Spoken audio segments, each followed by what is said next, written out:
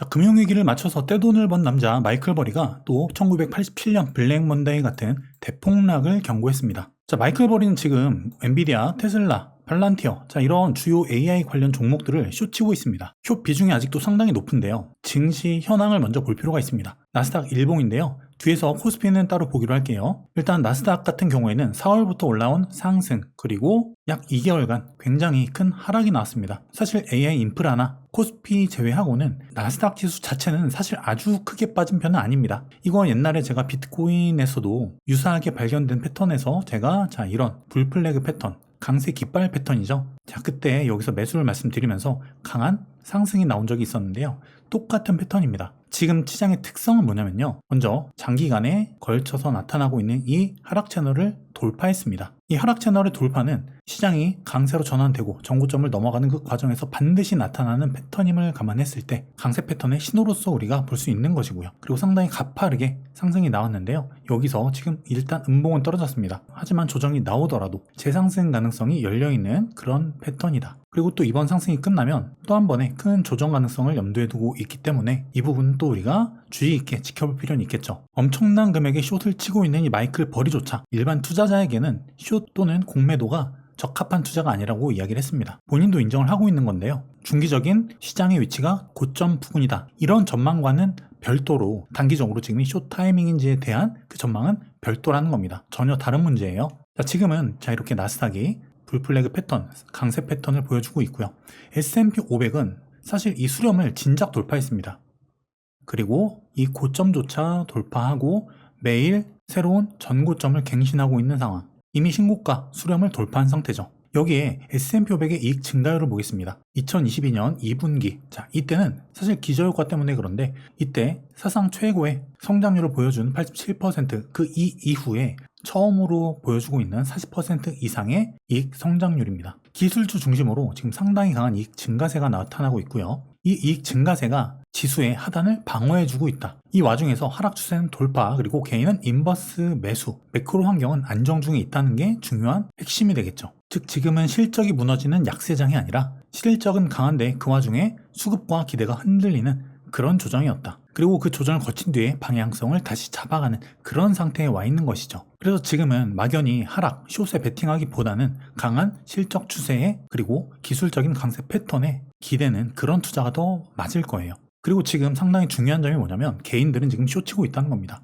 시장은 강세인데 개인들은 숏. 자, 하이먼 민스키 모델 아실 겁니다. 이 환상, 탐욕의 이 꼭대기에서 많은 사람들은 매수, 특히 코스피에서 2배 레버리지 상장 이후에 상당히 많이 샀죠, 개미들이. 여기선 특히 레버리지 매수량이 사상 최대치에 달합니다. 하지만 여기서 어느 정도 빠지니까 손절이 나오기 시작해요. 여기까지는 계속 샀단 말이죠. 어느 정도 떨어질 때까지는 몰빵, 레버리지가 계속됐다. 근데 어느 정도 마지노선에 접어드니까 신용미수 청산과 더해져서 손절이 급증하기 시작했고요.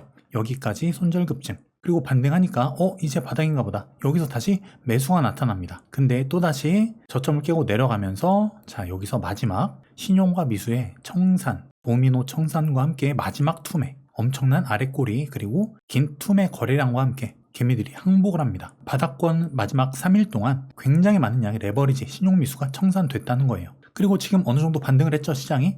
여기서 지금 어떤 일이 벌어지고 있느냐? 레버리지를 팔고 있고요. 인버스를 매수하고 있다. 즉 개인들은 숏치고 있다는 겁니다. 즉 개인 투자자들과 시장의 방향이 지금 엇갈리기 시작했다는 거예요. 개인 투자자들은 오히려 마이클 버리를 따라가고 있는 그런 포지션이다. 특히 삼전 릭스 레버리지 지금 급감하고 있죠. 자, 이런 형태가 보통 어디서 나타나면요, 보통 바닥권에서 많이 나타납니다. 청산 당하고 겁먹어서 숏치는 것, 이게 바닥권의 특성인데요. 이게 오히려 위험할 수 있다는 이야기입니다. 어느 정도 바닥권은 잡혔다고 보고 있고 위험한 과도한 숏은 걷잡을 수 없는 리스크로 내 계좌를 넘길 수 있기 때문에 조심해야 됩니다. 특히 7월 마지막 주 있죠. 그때 개미들이 그동안의 반도체의 매도량, 자, 거기에 20배를 팝니다. 평균 거래량의 20배가 매도 물량이 나왔다는 거예요. 한창 잘 나가던 때 20배, 25배 가까이 이런 급증하는 거래량으로 샀다가 7월 마지막 주 단 며칠 동안 평균에 20배 가까이 매도를 했다. 이 주체가 누구냐? 개인이에요. 바닥에서 다 던진 거죠. 완전한 항복이 나타난 것이다. 지금 개인 투자자들은 어떤 상황일까요? 지속적으로 물을 타다가 바닥에서 청산당하고 포기한 상태. 심리적으로는 어떠냐? 패닉과 혼란, 불안정 속에 빠져 있다. 그리고 그동안의 손실을 복구하기 위해서, 하락을 메꾸기 위해서 인버스를 사고 있다. 계속 빠질 것 같으니까 인버스 사면서 내 계좌를 복구하고자 하는 것이죠. 인버스도 그냥 인버스가 아닙니다. 2배, 3배짜리 인버스 숏을 치고 있는 거예요. 전형적인 바닥 패턴이다. 그래서 지금 숏이 위험할 수 있다는 거죠. 특히 반도체와 같은 이런 주도 업종에서 이런 엄청난 매도 거래량이 나왔다는 것은 상당히 의미를 갖고 있는 행동 패턴이에요. 특히 개인의 항복이 두드러지고 있는 의미 있는 반등이었다. 또 하나의 주목할 부분은요, 월가의 강세론 전환입니다. 태세 전환인데, 지난 영상에서 말씀드렸죠. 레오폴드 펀드가 청산됐습니다. 24살 천재 펀드 매니저가 청산된 이후 시타델에 넘겼죠. 할인가로 넘기고 나서 시타델이 인수한 그 다음 인수하자마자 증시는 바닥을 치고 급등합니다. 그리고 시타델은 자기들이 저점에서 레오폴드 펀드를 인수하고 난 이후 증시 바닥론을 외치죠. 지금이 매수 기회다. 불과 일주일 전만 해도요. 자, 이때 어떤 일을 했냐면 FOMC에서 금리 인상 나올 것이다. 겁을 줬습니다. 경고했죠. 근데 일주일 만에 태세 전환. 본인들이 레오폴드 펀드 인수하고 나서 지금 현재 시장은 강세장 동력 유지 중이다. 하락장은 끝나가고 있다. 그 근거로 또한 레버리지의 털림, 그리고 레버리지 수요가 감소하고 있다는 것, 그리고 실적 또한 여전히 상향 중이라는 것, 이런 근거를 내세우면서 지금은 사야 될 때라는 이야기로 태세 전환을 해요. 그리고 나서 증시는 급등했죠. 자, 여기서 따인 겁니다. 레오폴드 펀드.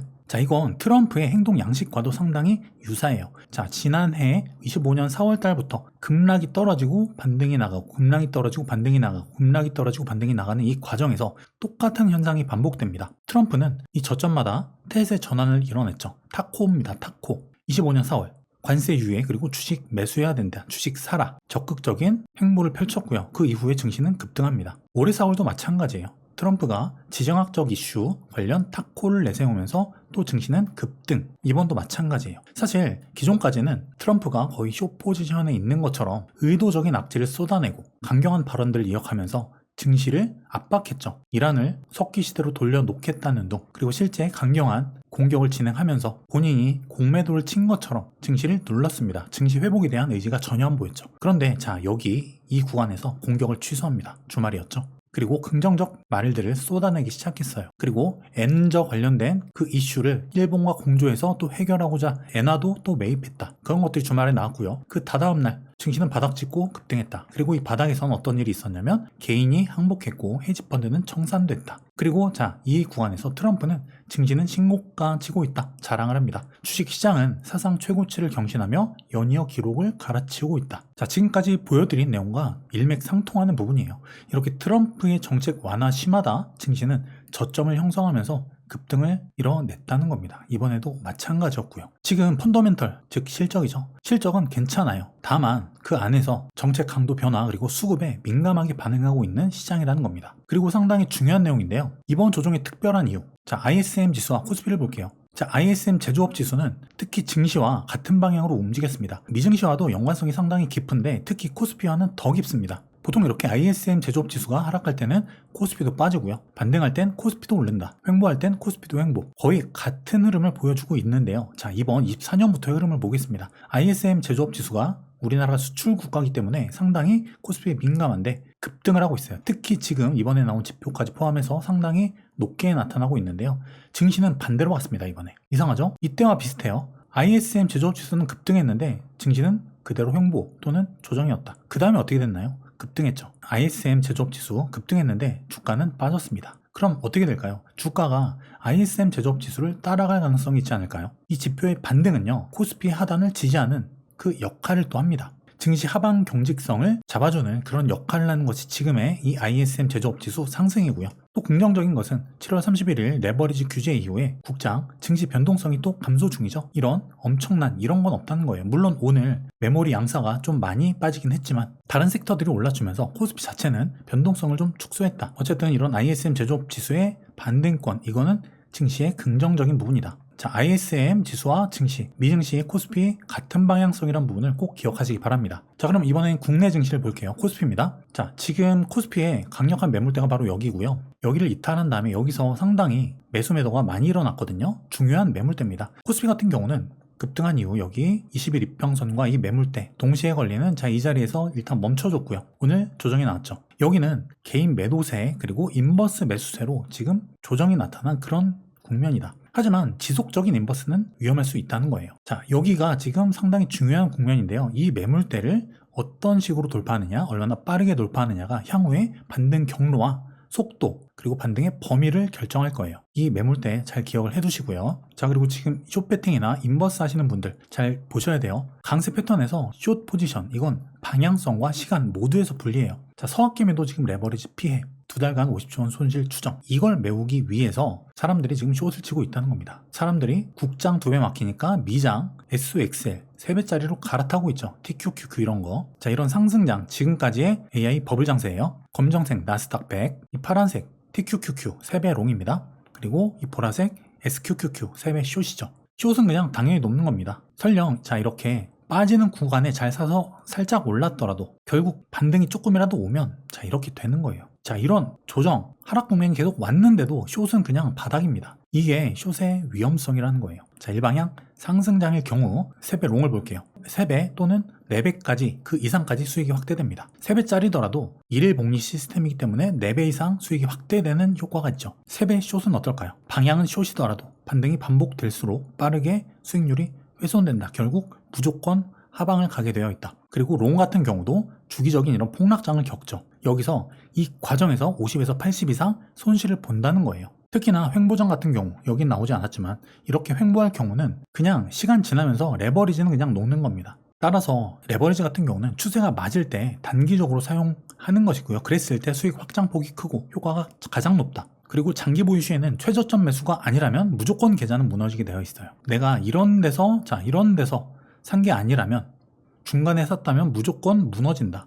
몇 배 벌어도 무너진다. 청산이란 거예요. 이게 위험한 겁니다. 내가 최저점 매수를 진짜 잘한 게 아니면 무조건 무너지게 되어 있고요. 중간에서 20, 30 이런 급락만 떨어져도 3배짜리기 때문에 60에서 8, 90% 손실은 그냥 난다. 이렇게 상승과 하락 시의 특성이 전혀 다른 것이 레버리지인데요. 특히 지금 같은 경우 숏 이미 많이 내려온 상태에서 숏은 더 위험해요. 이미 많이 내려왔다면 아래로 내려갈 기대 손실폭보다 위로 올라갈 기대 수익폭이 더 크기 때문에 이런 때는 반등이 조금만 반복되더라도 숏은 녹습니다. 숏 치는 자리가 아니라는 거예요. 물론 숏 위험이 증가한다는 것이 지금 당장 추격 매수해야 된다는 것과는 다른 이야기일 수 있지만 지금 같은 경우는 기존 비중을 유지하면서 눌림목에서 분할 접근하는 것이 효율적인 전략으로 보여집니다. 특히 이런 강세 패턴이 살아있는 국면에서는요, 숏 포지션보다 리스크 관리가 되고 있는 롱 포지션이 훨씬 유리하다. 그리고 이 강세 패턴이 무효화되는 조건도 있습니다. 바로 이 하락 패턴 안으로 재진입하는 건데요. 이럴 경우에는 우리가 리스크 관리가 필요하겠죠. 무조건적인 뇌피셜 100% 확신이 아니라 근거에 의해서 롱과 숏 적절히 리스크 관리가 들어간 자금 관리, 여기에 기반한 투자가 우리의 자산을 우상향하게 만든다는 것, 이걸 꼭 기억하시기 바랍니다. 오늘 내용 도움이 되셨다면 구독과 좋아요 눌러주시고요. 다음번에 더 좋은 컨텐츠로 찾아뵙겠습니다. 감사합니다.